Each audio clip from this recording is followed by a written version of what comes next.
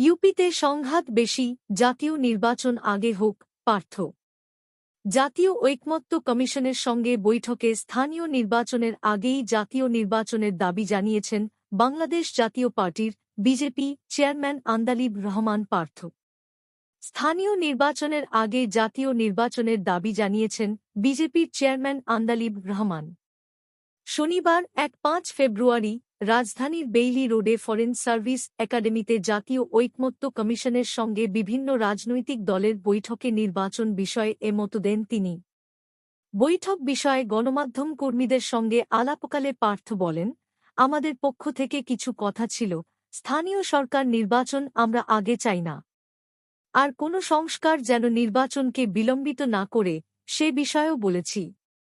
জাতীয় নির্বাচন আগে দেয়ার যুক্তি হিসেবে তরুণ এই নেতা বলেন, অনেকেই বলেছেন দ্রুততম সময়ের মধ্যে জাতীয় নির্বাচন আয়োজন করা হোক। আবার অনেকে চেয়েছেন স্থানীয় নির্বাচন যেন আগে হয়। তবে আমরা মনে করি ৪,৫০০ ইউনিয়ন পরিষদের নির্বাচন আয়োজন অনেক সময় সাপেক্ষ। পাশাপাশি স্থানীয় নির্বাচনে সংঘাতের সংখ্যা এবং প্রাণহানিও অনেক বেশি হয়। তাই আমরা চাই এসব কারণে যেন নির্বাচন আয়োজনে দেরি না হয়। সেজন্য স্থানীয় নির্বাচনের আগে জাতীয় নির্বাচনের দাবি জানিয়েছি। বৈঠকে ফ্যাসিস্টদের ষড়যন্ত্র রুখে দিতে রাজনৈতিক দলগুলোর মধ্যে ঐক্য ধরে রাখার বিষয়ে কথা হয়েছে বলেও জানান তিনি।